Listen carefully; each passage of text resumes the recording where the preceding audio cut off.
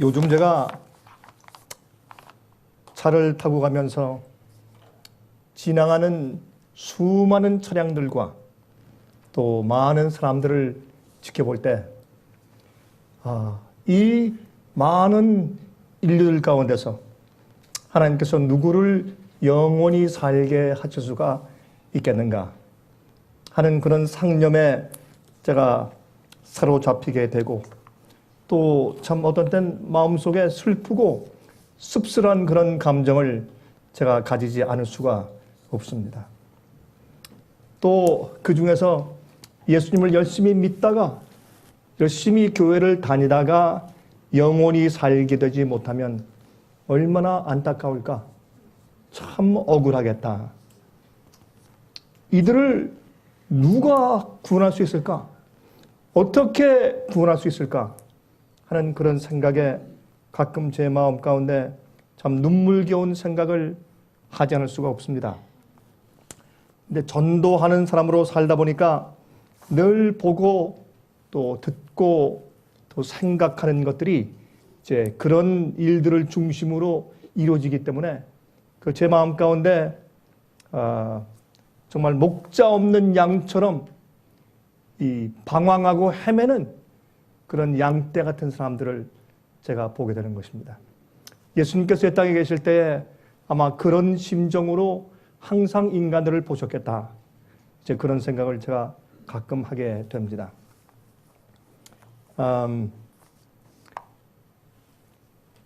사람이 두 주인을 섬길 수 없다.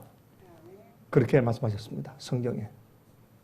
그게 무슨 말인가 하면 우리 마음이 나누어진 그런 헌신과 예배는 있을 수가 없다는 것입니다. 영원히 살게 되는 사람들은 예수님만 섬기는 사람들입니다. 그들 마음 가운데 다른 주인이 없습니다. 주인을 섬긴다고 하는 것은 그것은 노예가 주인에게 묶여있는 상태를 말하는 것입니다. 그러나 우리가 주님께 묶여있는 것은 돈으로 팔려가서 어쩔 수 없이 묶여있는 것이 아니라 사랑으로 묶여있어서 주님께 향한 우리의 헌신과 우리의 예배가 한결같이 우리가 자원하는 마음으로 드리는 것이라 그 말입니다. 여러분, 노아 홍수 때 120년 동안 주님께서 노아를 통해서 복음을 전하셨습니다. 근데 그 복음은 간단한 것이었는데 두 가지였습니다. 이제 주님께서 이 세상을 홍수로 심판하실 것이다. 두 번째, 그들은 주님의 계획대로 방주에 들어가야 산다. 그 두 가지였습니다. 여러분, 인자의 때는 노아의 때와 같다고 했습니다. 그러므로 이러한 그 두 가지의 개념의 기별이 지금도 존재합니다. 근데 많은 사람들이 그것을 이해하지 못합니다. 그리고 하나님의 분명한 요구가 있음에도 불구하고 자기 마음대로 믿습니다. 여러분, 한번 간단히 생각해 보십시오. 이 많은 그리스도인들이 어떻게 예수를 믿는가? 자기 마음대로 믿습니다. 자기 나름대로 믿습니다. 예수님 뜻대로 주께서 말씀하신 대로 믿는 사람들이 아주 적습니다. 이것은 참 어떤 때 전도 목사로서 제 가슴을 아프게 합니다. 그래서 이걸 어떻게 무엇으로 어떻게 설교하고 설득하고 도와줘야 사람들이 영생에 이를 수 있겠는가? 이 사실은 그 제 마음 가운데 마치 그 억압하는 어떤 큰 돌덩어리가 제 가슴을 이렇게 억압하는 듯한 그런 부담을 가지고 제게 자주 밀려오곤 합니다. 그래서 어떤 때는요, 참 우스운 얘기지만 웃을 수가 없어요. 어떤 때는 웃음이 안 나와요. 어떤 때는 즐거운 마음이 생기다가도 또 사라지고 그러한 영혼에 대한 부담이 제 마음 가운데 있는 것이 사실입니다. 자, 그런데 하나님을 섬길 때 두 주인을 섬길 수 없다. 제가 이번에 이 문제를 생각하면서 이 두 주인이 누굴 말하는 것일까? 물론 한 분은 예수님이시죠. 그럼 또 하나는 누구일까? 제가 가만히 말씀을 읽으며 생각하니까 두 번째 주인은 다른 것이 아닙니다.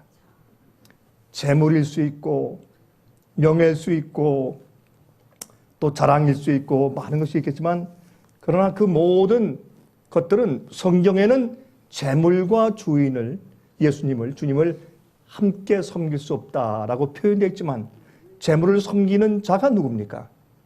나입니다. 이 세상의 자랑을 섬기는 자가 누굽니까? 내 자신입니다. 이 세상에 있는 많은 것들을 소유하고 싶은 욕심을 가진 자가 누굽니까? 나입니다. 그래서 하나님을 섬기든지 아니면 자기를 섬기든지 둘 중에 하나인 것입니다. 근데 우리가 자주 얘기를 하지만 중간은 없습니다. 중간은 없습니다.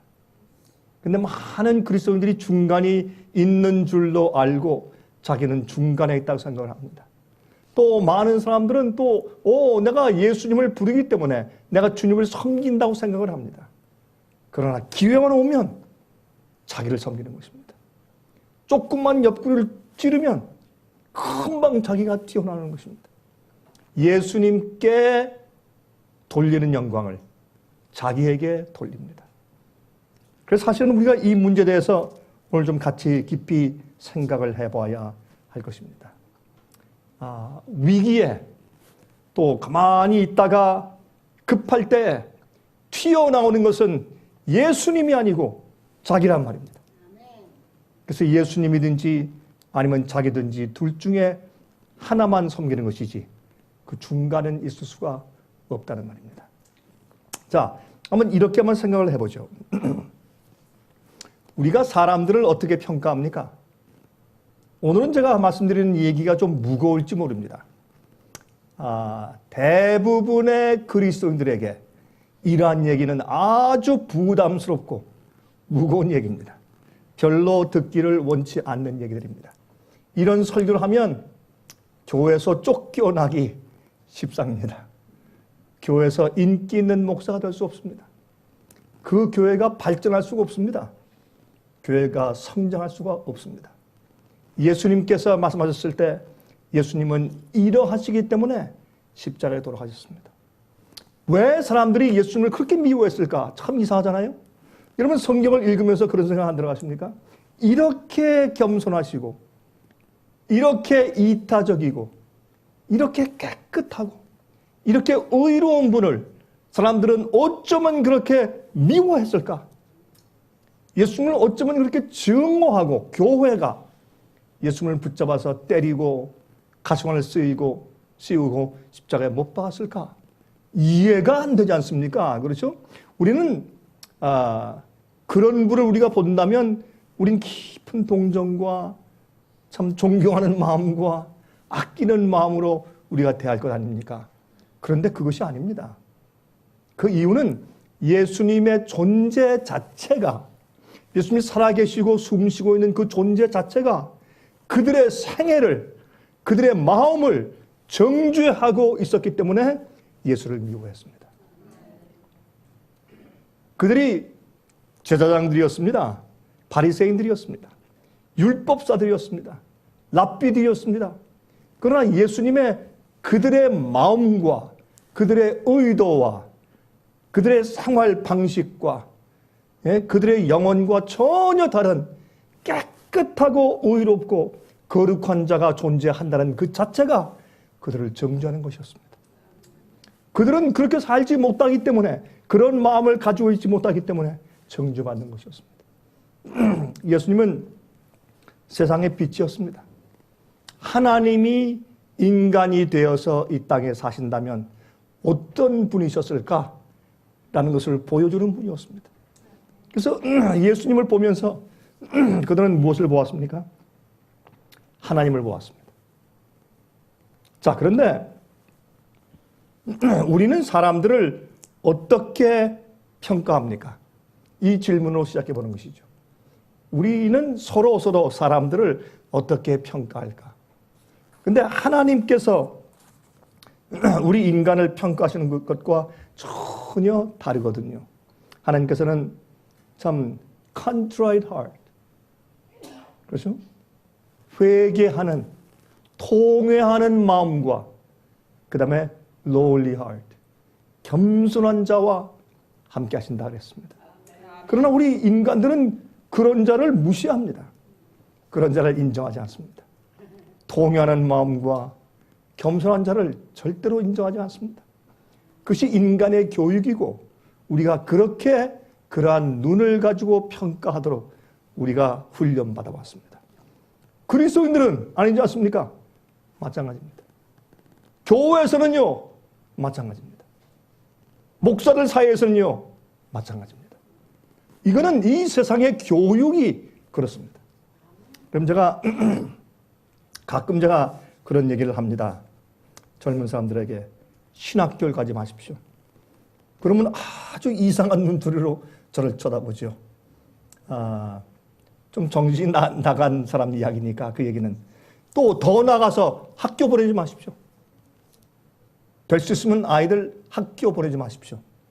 이건 정신 나간 미친 사람 얘기지 어떻게 성한 사람이 이 21세기 현대시대에 학교를 보내지 말라는 얘기를 감히 합니까? 그건 말도 안 되는 얘기지. 강병국이나 하는 얘기죠. 그렇죠? 전혀 이게 통하지 않는 얘기입니다. 그게 왜 그런 얘기를 하는지조차, 왜 그런 말을 해서 사람들 마음 가운데 무엇을 일깨우려고 하는지조차도 이해가 안 되는 참 이상한 말이죠. 이 세상은 그렇게 되었습니다. 자, 다시 한번 질문하십시다. 우리는 어떻게 서로 사람들을 평가합니까?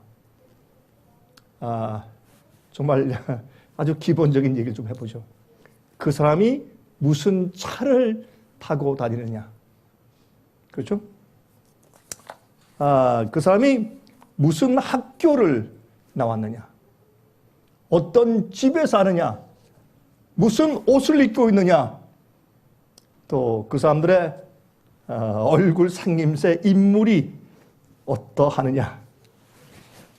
또 그 사람이 어떤 직장을 가지고 있느냐. 그렇죠. 그 사람의 목소리가 어떻느냐. 이런 것으로 그 사람을 우린 평가합니다. 이 목사님은 아닙니다. 아니에요? 정말 아닙니까? 꼭 그렇습니다. 그런 것들을 가지고 사람들을 평가하고 삽니다. 믿는 자들은 안 그렇습니다. Yes, 그렇습니다. 그래서 하나님께서 우리를 보시는 것과 우리가 우리를 서로 보고 평가하는 것은 너무나 다른 것입니다. 자, 그러니 이 사람들이 뭘 위해 살게 돼요? 나를 위해 살게 돼요. 내가 남에게 지금 어떻게 보이느냐? 남들이 나를 어떻게 평가해 줄까? 내가 남들에게 업신여김 받느냐? 아니면 인정을 받느냐? 내가 어떻게 해야 남들에게 용납되겠느냐? 하는 걸 위해서 삽니다. 여러분들이지요, 제 말은 진실입니다. 이것 때문에 많은 그리스도인들이 예수를 믿는다고 하지만 그 믿음은 가짜입니다. 자기를 섬기지 주님을 섬기는 삶이 아닙니다. 두 주인을 섬길 수 없다고 성경은 말하는 것입니다. 여러분, 이 얘기는 참 가슴 아픈 얘기입니다. 이게 바로 self-worship입니다. self-worship. 마지막에 짐승의 표의 환란이 올 때 정말 누구를 섬기느냐, 누구를 경배하느냐, 짐승이냐, 아니면 하나님이냐. 그게 어떻게 판가름 납니까? 인간의 제도와 명령, 인간의 권위, 아니면 하나님의 권위와 명령. 이 둘 중에 하나의 선택이 있는 것입니다.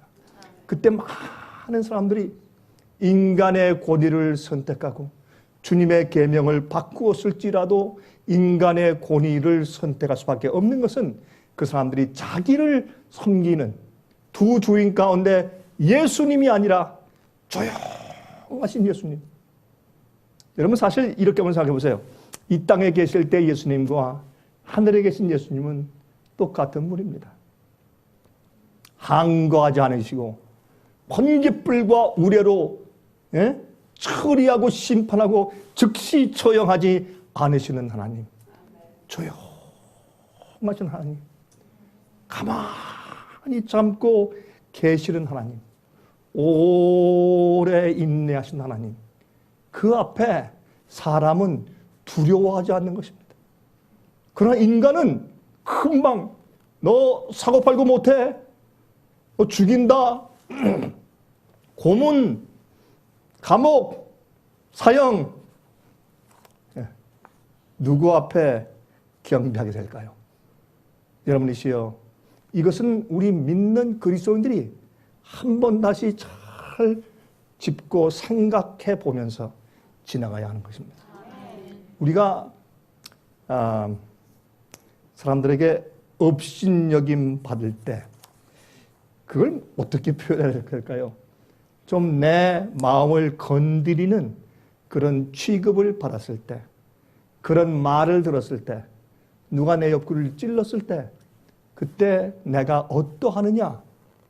그게 내가 누구를 섬기며 내가 무엇 때문에 사느냐 하는 것을 잘 증거해 주는 것입니다. 아유, 목사님, 아닙니다. 아닙니까? 정말 아닌가요? 우리는 두 주인을 섬기지 못하는데, 그렇기 때문에 우리는 우리 자신을 섬기고 있을 가능성이 아주 큽니다. 많은 사람들은 자기가 자기를 섬기며 살고 있다는 사실조차 모르고 있는 그런 엄청난 참 기만 가운데 많은 그리스도인들이 살고 있는 것입니다. 제가 말씀드렸죠? 오늘 제 말씀은 귀에 듣기 좋은 말씀이 아닐 거라고, 아주 불편한 이야기일 것이라고. 우리 마음에 보좌가 있는데 이 보좌 위에 누가 앉아 있는가? 누가 앉아서 내 생애를 지도하는가? 내 생애를 지배하는가? 한번 생각을 해봐야 할 것입니다. 누가복음 16장 13절입니다.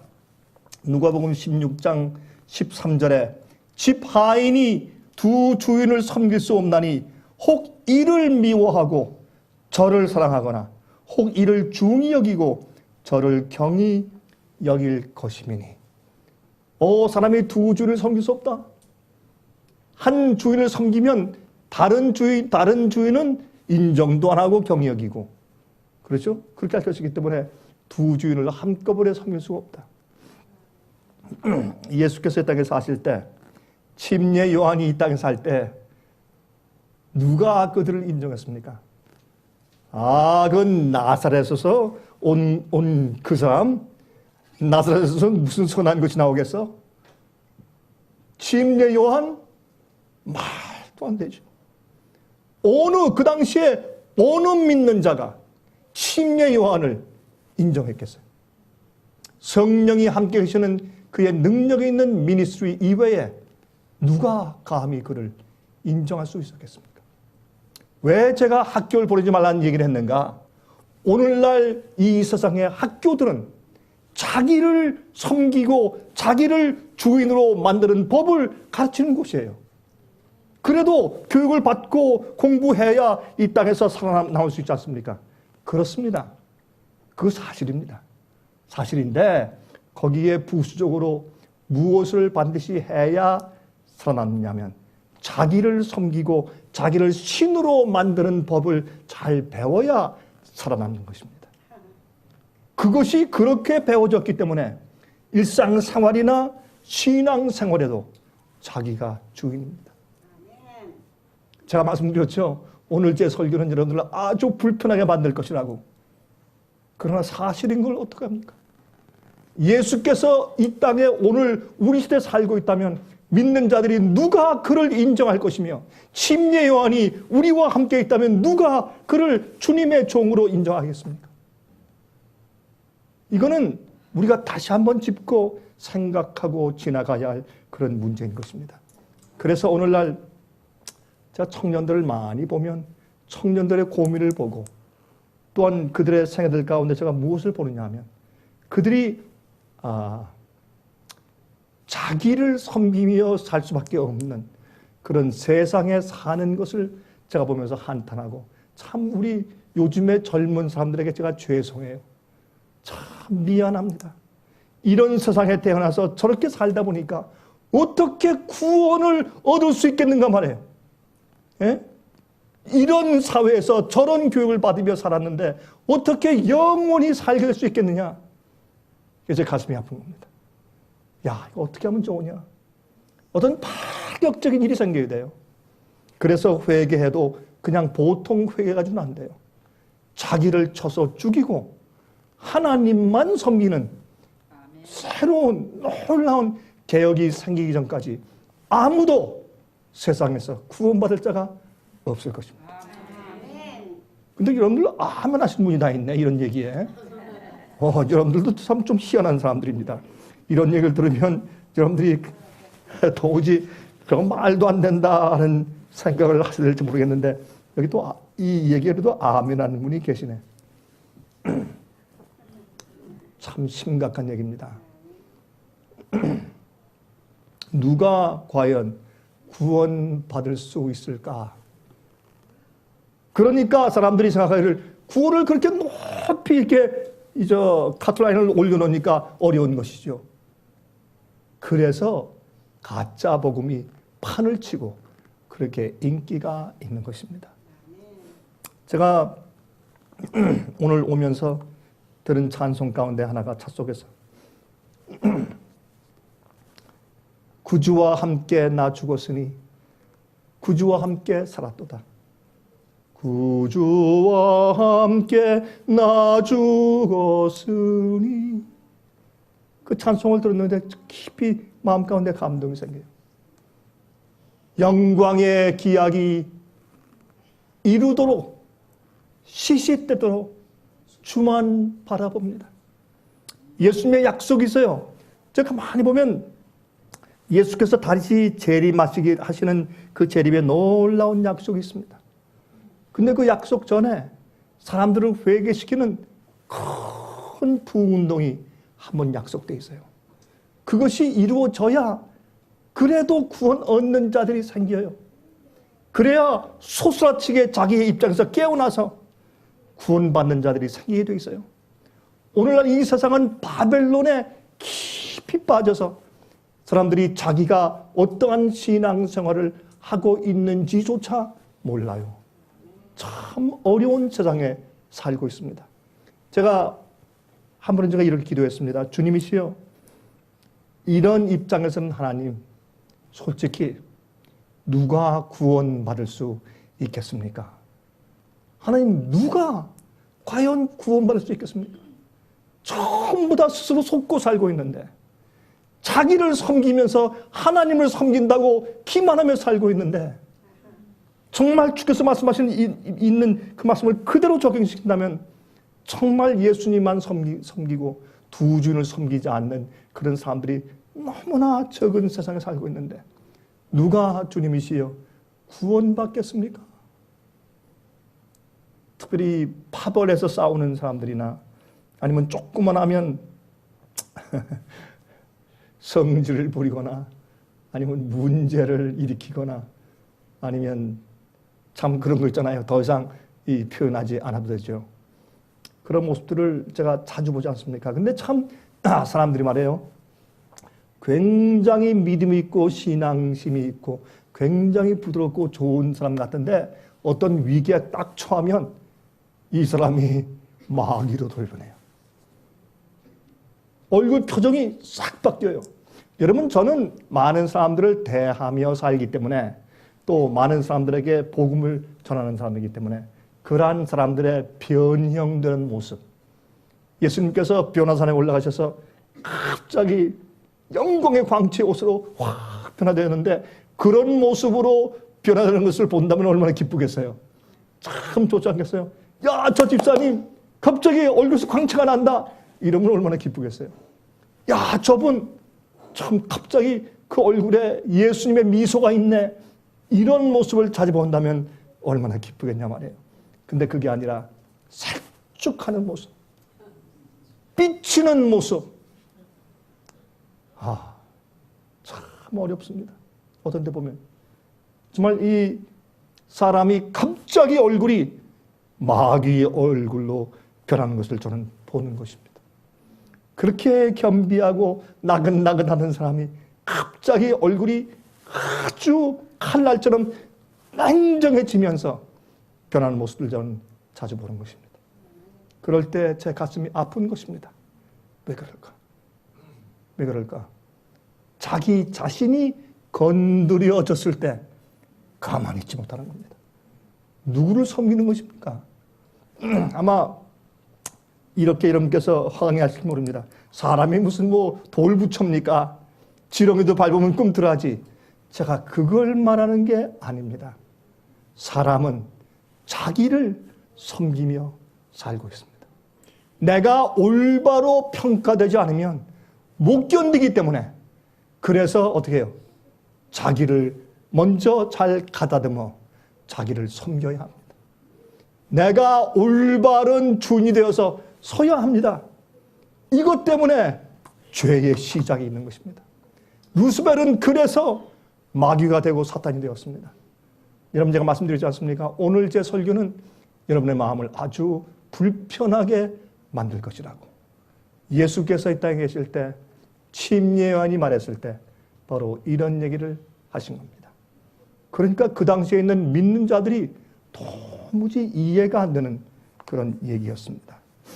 여러분 여기 이사야 64장 6절을 보면 이런 말씀이 있습니다. 대저 우리는 다 부정한 자 같아서 우리의 의는 다 더러운 옷 같으며 우리는 다 쇠폐함이 잎사귀 같으므로 우리의 죄악이 바람같이 우리를 몰아가나이다. 예. 여러분 그 가을 낙엽이 막 떨어진 다음에 바람이 불면 그 가을 낙엽들이 그 땅 위에서 뒹굴면서 우르르르 몰려다니는 것처럼 그것이 우리의 의다. 우리 의는 꼭 그러한 것 같다. 그렇게 여기에 이사야에서는 설명한 것을 볼 수가 있습니다. 우리의 믿음으로 말미암는 의는 무엇이냐? 이렇게 표현할 수 있죠.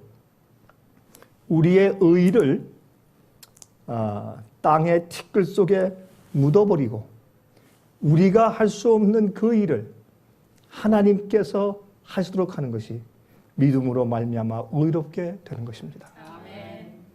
그래서 하나님께서 그 일을 내 속에 이루셔야 합니다. 우리는 단 하나의 의로운 것을 조작해 만들어낼 수가 없습니다. 그러면 의는 어떻게 만들어지느냐? 하나님이 의로우신 분이에요. 여러분 예수께서 말씀하기를 부자 복권에게 왜 나를 선하다고 말하느냐? 선한 분은 하나님밖에 없다. 그게 의입니다. 그러면 하나님께서 그 의로운 동기와 소원을 내 속에 성령을 통해서 심어 주셔야 합니다. 그게 내 속에서 일어나야 합니다. 어떤 자에게? 겸비한 자에게, 통회하는 자에게 주 앞에 나를 이렇게 엎드려서 주님이시여 나 못합니다. 나 아닙니다. 할 때 주께서 우리를 불쌍히 여기시고 주님의 은혜로 우리 속에 의를 이루시고 구원해 주셔야 합니다. 여러분 바리새인과 세리의 기도를 우리가 잘 알지 않습니까? 그때 예수께서 말씀하기를 저 세리가 하나님께 용납을 받고 성전에서 나갔다. 그렇게 말했습니다. 여러분 바리새인은 무슨 기도를 했는데요? 바리새인은 올바른 기도를 했어요. 그의 기도 가운데서 잘못된 것이 하나도 없어요. 하나님이시여 주님의 은혜에 감사합니다. 나를 어릴 때부터 훌륭한 가정에 태어나게 하시고 뭐가 잘못됐어요? 좋은 기도예요. 또 나는 일주일에 3번 금식합니다. 왜? 주의 말씀과 규례에 따라서 그렇게 해주셨으니 감사합니다. 뭐가 잘못됐습니까? 좋은 기도입니다. 나는 11금을 지금까지 잘 내왔습니다. 이것은 주님의 규례를 따라서 내가 내 자신을 복종시키는 좋은 그런 법칙을 따르는 것입니다. 뭐가 잘못됐습니까? 그의 기도 가운데 잘못된 것이 아무것도 없어요. 그의 의를 쭉 열거합니다. 하나님, 저는 베지테리안입니다. 감사합니다. 아닙니다. 비건 베지테리언입니다.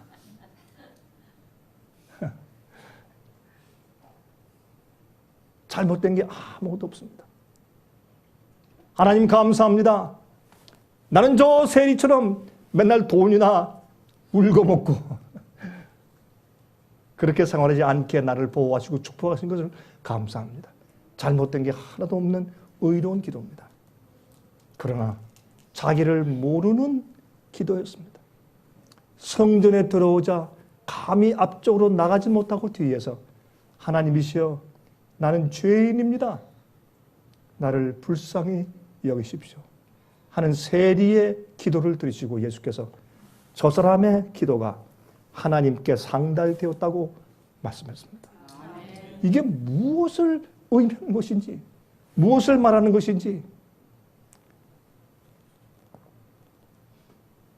우리의 의가 없어지지 않으면 하나님의 의를 얻을 수가 없습니다. 여러분 여기에 예레미야 17장 9절을 보면 이런 말씀이 있어요. 예레미야 17장 9절. 만물보다 거짓되고 심히 부패한 것은 마음이라. 누가 능히 이를 알리오마는. 만물보다 심히 부패한 것은 우리 인간의 마음이라. 야, 정말 그렇지 않습니까? 이 세상에 어떤 것보다 거짓되고 심히 부패한 것이 우리의 마음이라. 누가 그 마음을 알겠느냐? 여러분, 창세기 6장을 보면 하나님께서 노아를 통해서 거기에 있는 인류들에게, 홍수전 인류들에게 말씀하시기를 이제 할 수 없이 너희 생각과 계획하는 것이 너무 악하기 때문에 내가 나의 신이, 나의 성령이 더 이상 너희와 싸우지 않겠다. 은혜 제한이 끝나는 것입니다. 내가 더 이상 너희와 성령이 씨름하지 않겠다. 씨름할 수가 없구나. 네. 우리 사람들을 두 부류로 나누는 또 한 가지의 그 규범을 이야기한다면 하나는 성령의 음성을 듣고 따르는 자들.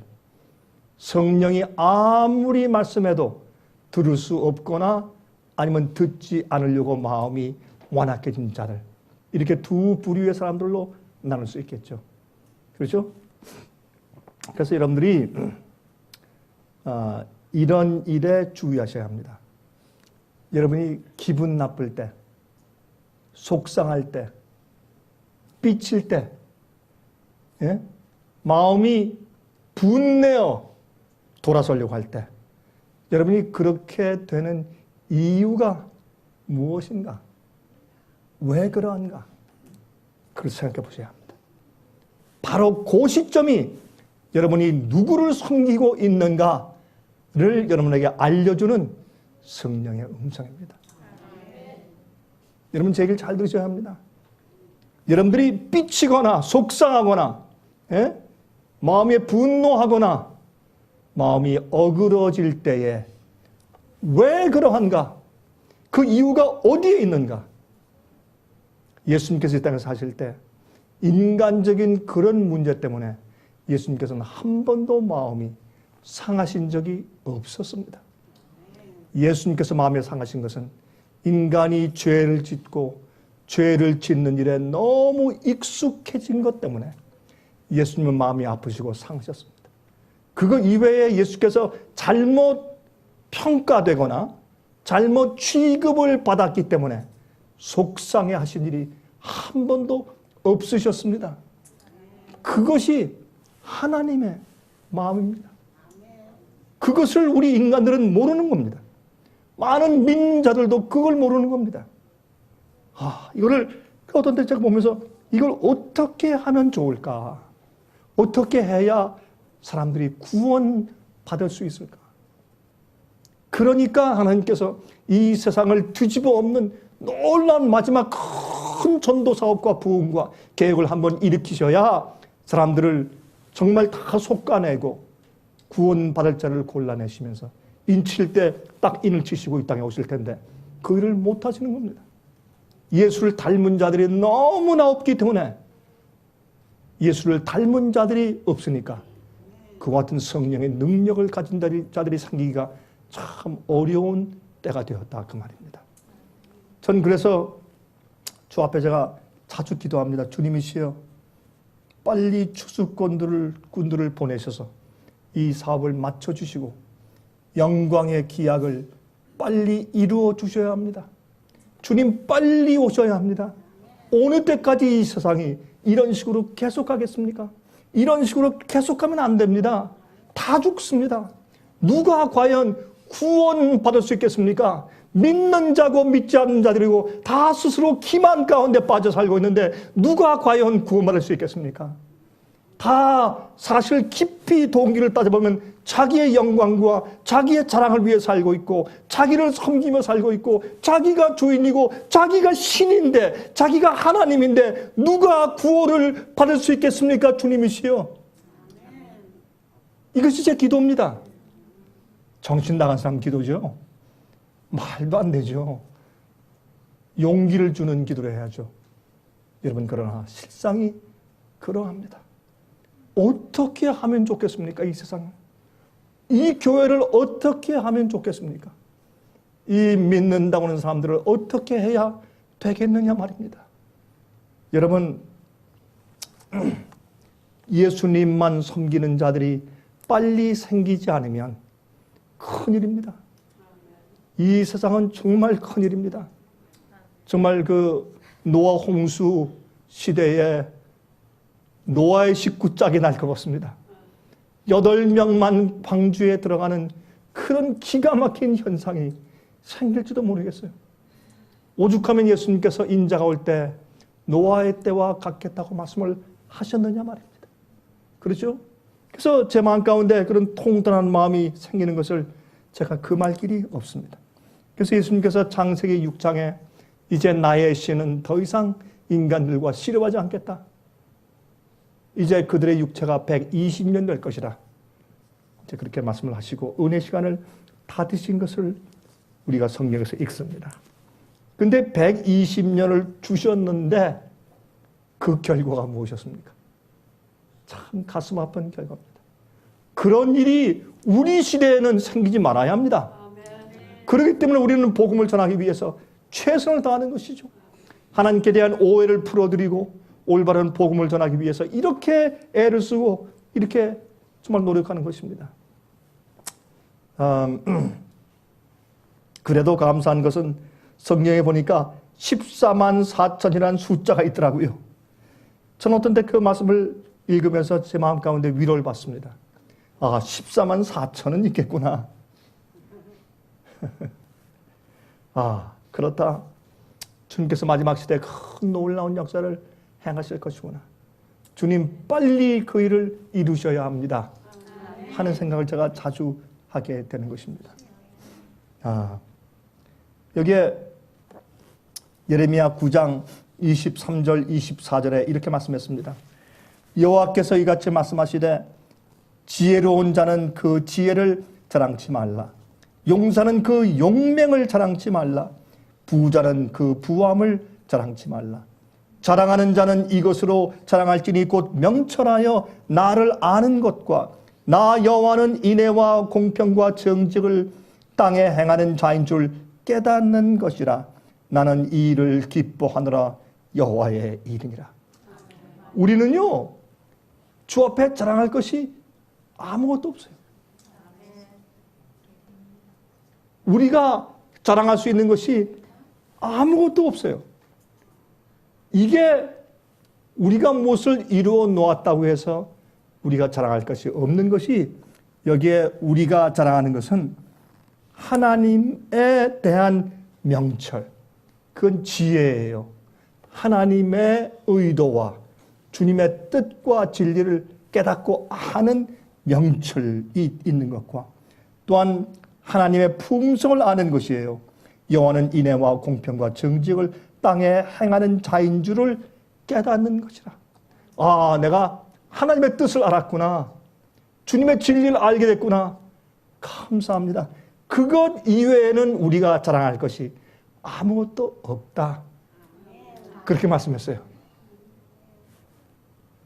그렇게 말씀했어요. 그런데 여러분, 마귀는 어떻게 하는 줄 아세요? 마귀는 정반대로 그가 반역한 다음에 그가 타락한 이유는 어디 있습니까? 자기를 섬기려는 동기 딱 하나 있어요. 자기를. 하나님 앞에서 자기도 섬김을 받으려는 교만, 자기를 높이려고 하는 교만, 그 딱 하나가 그를 시간이 조금 지나니까 마귀로 만들었습니다. 처음에 그가 천사들에게 나아가서 이야기할 때 꽤 설득력이 있었습니다. 그러나 나중에 보니까 엄청난 결과를 낳게 되었죠. 이 지구상을 파괴하는 엄청난 결과를 우리가 보게 된 것입니다. 그런데 이 마귀가 말이에요, 그러한 잘못된 동기, 하나님을 주인으로 섬기는 것이 아니라 자기를 주인으로 섬기고 싶은 그 동기 하나가 들어가니까 그가 이제 선악과를 따먹게 하기 위해서 꼬이면서 그가 뭐라고 말했습니까? 창세기 3장 5절입니다. 창세기 3장 5절에 너희가 그것을 먹는 날에는 너희 눈이 밝아 하나님과 같이 되어 선악을 알 줄을 하나님이 아심이니라. 그건 무슨 말이냐? 선악과를 따먹으면 마치 내가 그 악한 죄에 빠져서 그 죄를 행한 것 같은 그런 경험이 내 속에 들어와요. 그 죄는 무엇인가? 하나님의 명령을 어긴 것이니까, 주님의 계명을 어긴 것이니까, 계명을 어기고 나면은 마치 주님의 뜻을 어기고 난 다음에 내가 갖는 그 경험이 내 속에 들어오는 것이에요. 그러니까 선악과를 먹고 나면 선악을 알게 하는 지식이 생깁니까? Yes.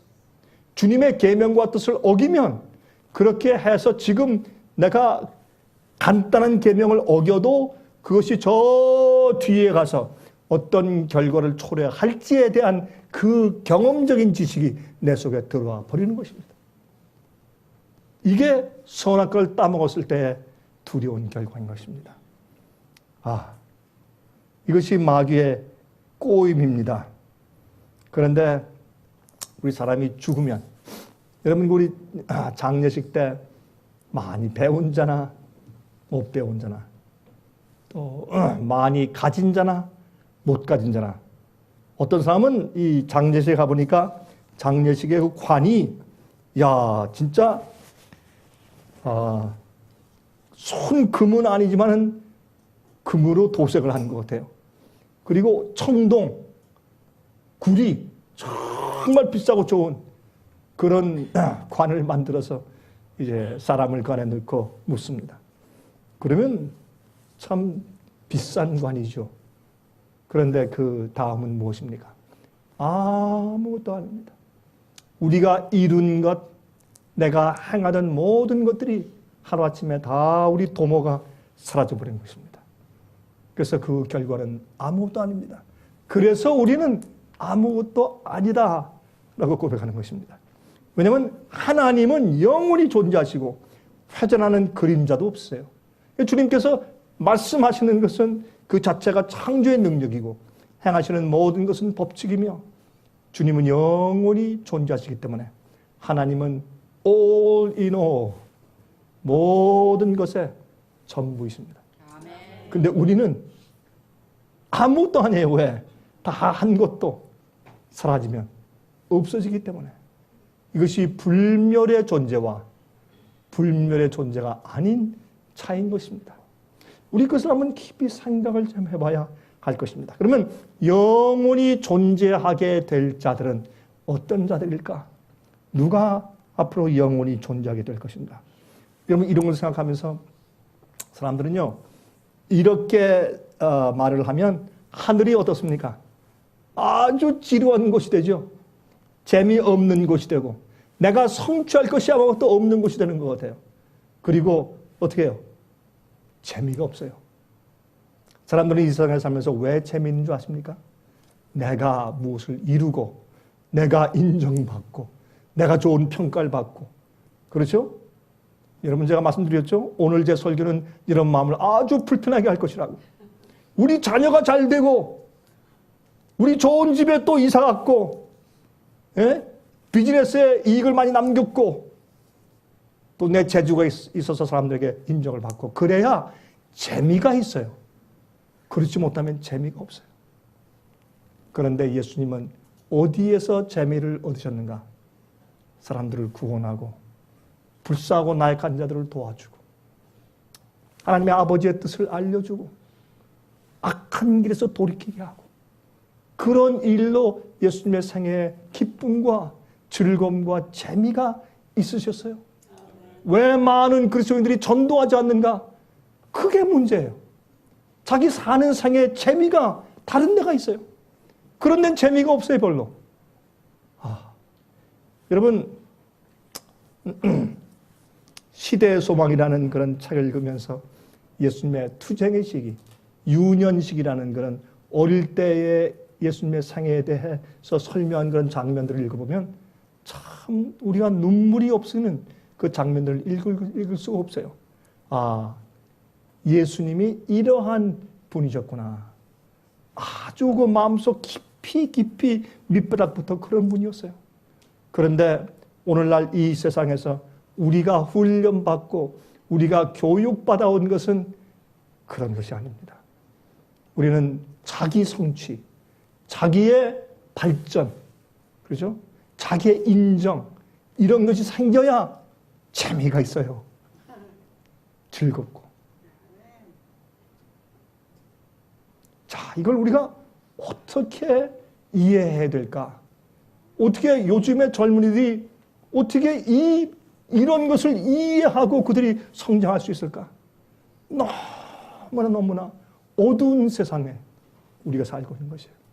참 세상이 어둡다. 정말 어둡다. 세상에 살고 다니는 사람들 가만히 보면 정말 흐느적거리면서 살고 있어요. 그 사람들이 열심히 살고 있는데 자기를 섬기며 살고 있어요. 근데 이거를 무엇을 어떻게 얘기하고 어떻게 전해주어야 사람들이 깨어나서 하나님만 섬기는 믿음을 가질 수 있겠는가? 이거 참 어려운 일이죠. 참 어려운 일입니다. 간단한 일이 아닙니다. 이 일을 위해서 우리가 정말 하나님께 기도를 많이 해야 할 것입니다. 여러분, 누가복음 17장 7절부터 10절 보면 거기에 이런 말씀이 있어요. 이거 참 재미있는 얘기예요. 누가복음 17장 7절부터 10절을 보면 예수께서 이렇게 말씀하셨어요.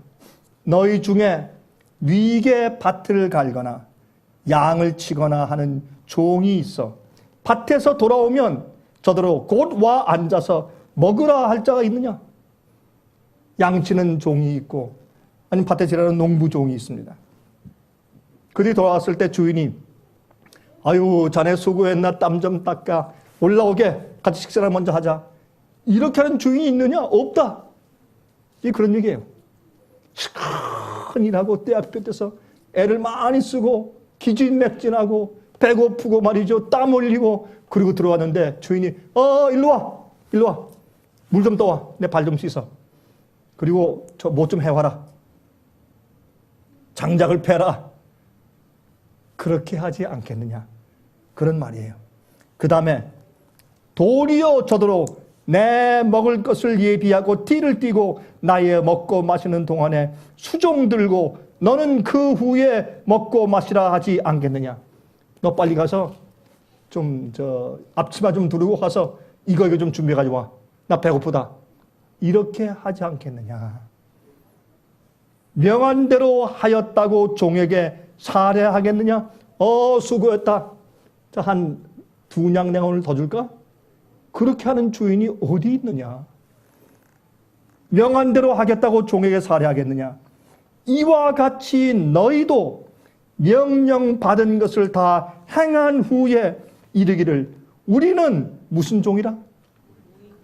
무익한 종이라. 무익한 종이라. 우리의 하여야 할 일을 한 것뿐이라 할지니라. 나는 무익한 종입니다. 무익한 종이 무슨 뜻이에요? 쉽게 얘기해서 쓸데없는, 유익이 없는 종이에요. 주께서 시키는 일을, 주인이 시킨 일을 그저 할 따름입니다. 그런데 우리가 주인이야. 솔직히 안 그래요? 그러니까 기분 나쁘지. 내가 열심히 교회를 했는데 인정을 안 해줘. 기분 나쁘죠. 왜? 내가 주인이니까. 여러분, 이건 심각한 얘기입니다. 내가 내 형제에게 최선을 다했어. 그런데 그 형제가 내가 최선을 다해준 것처럼 인정을 안 하거나 살해를 하지 않아. 기분 나쁘지. 왜? 내가 주인이니까 내가 주인이요. 하나님이 주인이 아니요. 자기는 무익한 종이 아니에요. 유익한 종이에요. 남들이 나를 섬겨야 돼요.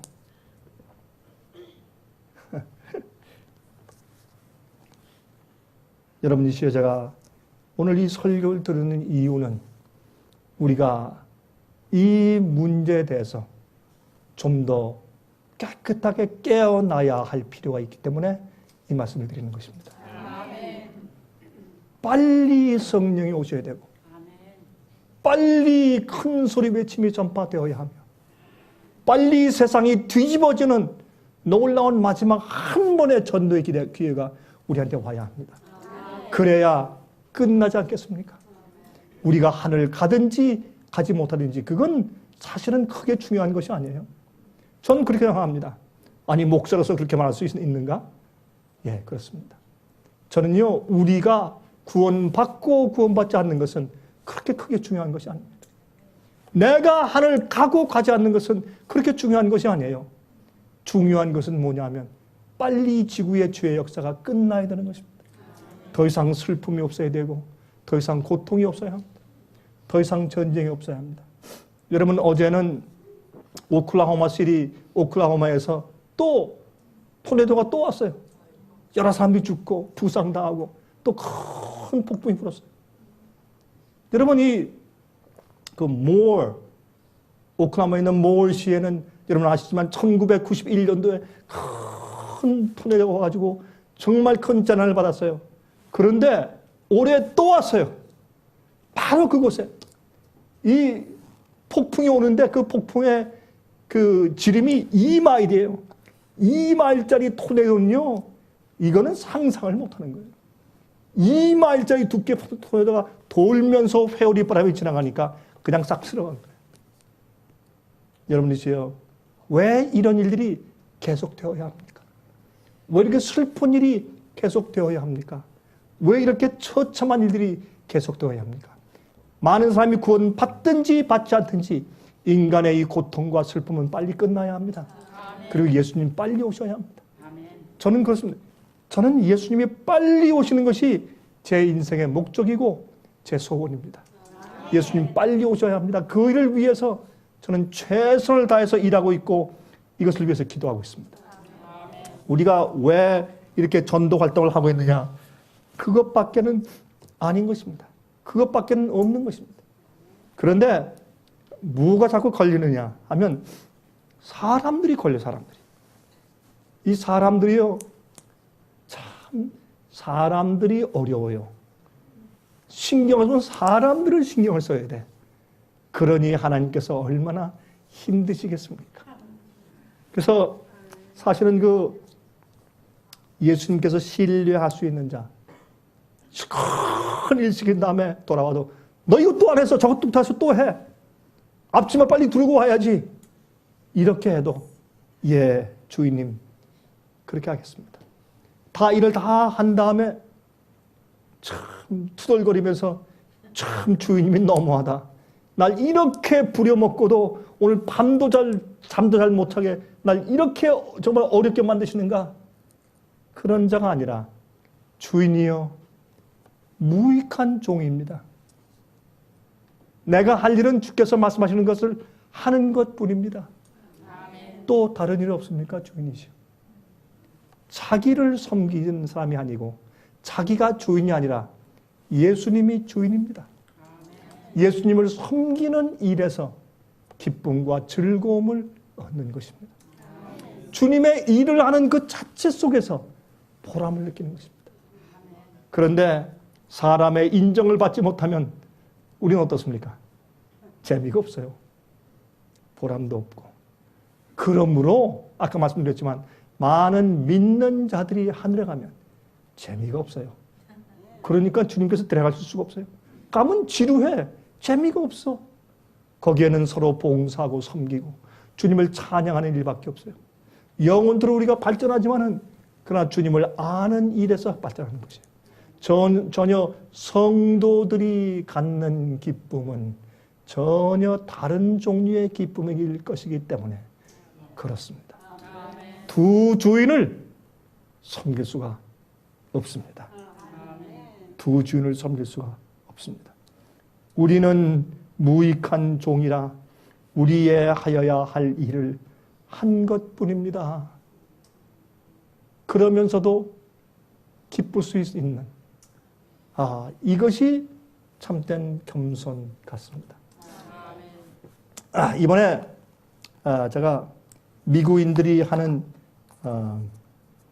야영회 캠핑에 가서 제가 말씀을 전하고 왔는데 제가 말씀을 전할 때 한 분이 여러 번 나와서 특창을 하는데 노래도 특창하는 것이 아니에요. 톱으로 톱 연주. 인도 의사예요. 인도 의사인데 이분이 자주 나와서 특창을 하는데 자기는 노래를 잘 못한다고. 그래서 톱으로라도 하나님께 영광을 돌려야겠습니다 하고 나와서 정말 목수간에서나 볼 수 있는 큰 톱, 길고 큰 거, 이거 보면 좀 징그러운 거, 그걸 가지고 올라와서 무릎에 놓고 무릎을 떨어요. 이렇게 떨고 손을 떨면서 바이올린 그 대를 가지고 이렇게 쭉쭉 타면서 연주하는데 참 감화가 돼요. 그 톱은 일상생활에 쓰는 것이지 악기가 아닙니다. 하찮은 것이에요. 그런 톱은 어디 가나 살 수 있어요. 그런 톱을 가져와서 그 톱을 연주하는데 영혼이 담겨 있어요. 그 톱을 떨어요. 자기의 무릎으로 떨고 손으로 떨면서 그것을 이렇게 켜는데 바이올린의 소리를 내는 것과는 또 다른 색깔의 소리를 내요. 윙 하면서 하는 소리 있지 않습니까? 그 소리가 우리 가슴을 울려와요. 여러분, 우리는 무익한 종일 수 있어요. 큰 유익이 없는 종일 수 있어요. 주님께서 우리가 아니더라도 얼마든지 일을 하실 수가 있어요. 저는 자주 저희 직원들에게 이렇게 말을 합니다. 주님이시여, 제가 가끔 그런 기도를 하는데, 주님이시여, 특별히 제가 우리 직원들과 함께 기도할 때 제가 그런 기도를 가끔 합니다. 제가 얼마 전에 우리 중국인 우리 형제 자매들과 기도할 때 제가 그런 기도를 또 했습니다. 하나님이시여, 주님께서 그 장소에서 거기에서 사용하실 자들 가운데서 우리보다 더 효과적이고 더 나은 자들이 있으면 주님 그들을 사용하셔야 합니다. 그들을 쓰셔야 합니다. 우리의 목적은 우리가 그 일을 이루는 것이 아니라 빨리 그 일을 이루는 것이 우리 목적이기 때문에 주님께서는 그들을 사용하셔야 합니다. 그러나 주님께서 우리밖에 없다고 여겨주시면 우리에게 이 일을 맡기십시오, 주님. 주님께서 이 일을 맡기시려고 하시면 우리에게 능력을 주셔야 합니다. 우리에게 능력을 주셔야 합니다. 우리는 빨리 끝마치고 하늘에 가기 원합니다. 제가 그 톱을 켜는 그 분의 그 연주를 들으면서 그런 생각을 했어요. 근데요, 제가 이 말씀을 드리는 것은 그분이 톱 연주를 하는데 음정이 자꾸 틀려. 그것이 저한테는 묘미가 있더라고요. 저는 이 귀가 예민한 사람이기 때문에 피아노 칠 때 음정이 하나만 틀리면 아주 귀에 거슬려요.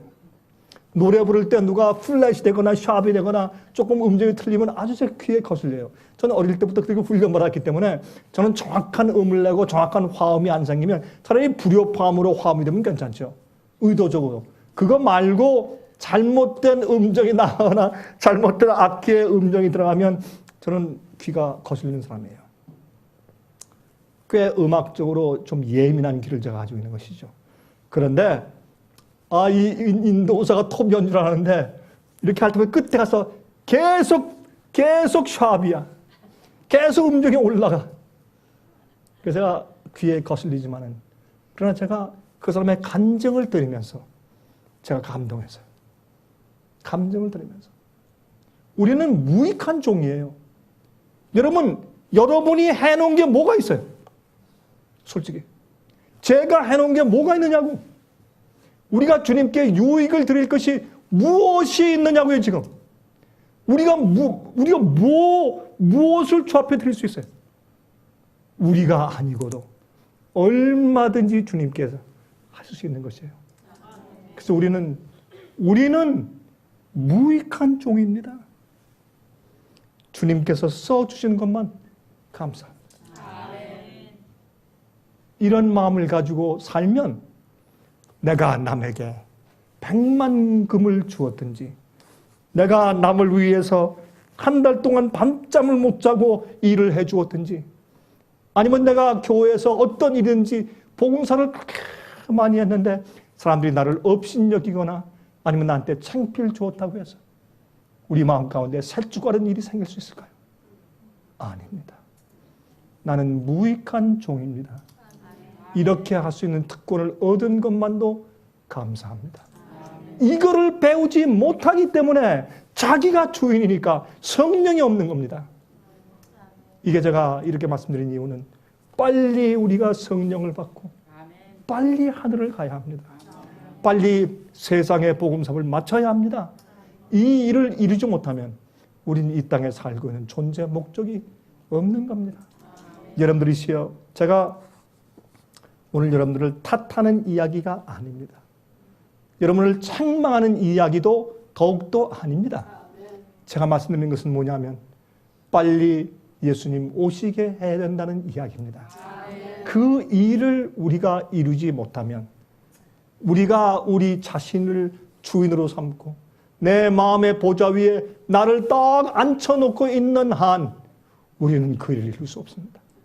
전 그것이 가슴이 아파서 오늘 이 말씀을 드리는 것입니다. 예수님 속히 오십니다.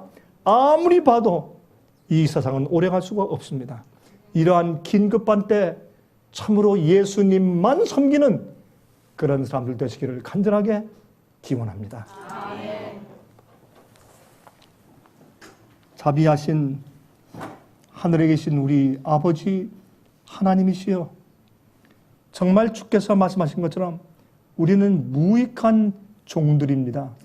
우리가 해야 할 일을 했을 뿐입니다. 그러나 우리는 우리 자신을 계속 주인으로 삼고 삽니다. 주님, 우리를 불쌍하게 여겨 주시어서 예수의 마음을 진심으로 닮을 수 있도록 도와주시옵소서. 하나님 아버지시여, 우리가 하는 일에 지혜를 주시고 성령의 능력을 주심으로 정말로 이제는 하나님의 사업이 정말 속히 진행되고 성공적이어서 주님의 재림을 촉진할 수 있게 하시고 성령을 받을 수 있게 하시고 빨리 하늘 갈 수 있도록 인도하여 주시옵소서. 하나님, 이제 우리가 주님만을 우리의 주인으로 다시 섬기길 원하고 우리가 주님만 경배하기를 원하여 우리 마음 가운데 주님을 모십니다. 저희를 축복하시고 구원하여 주시옵소서. 예수 그리스도 이름으로 간절하게 기도합나이다. 아멘.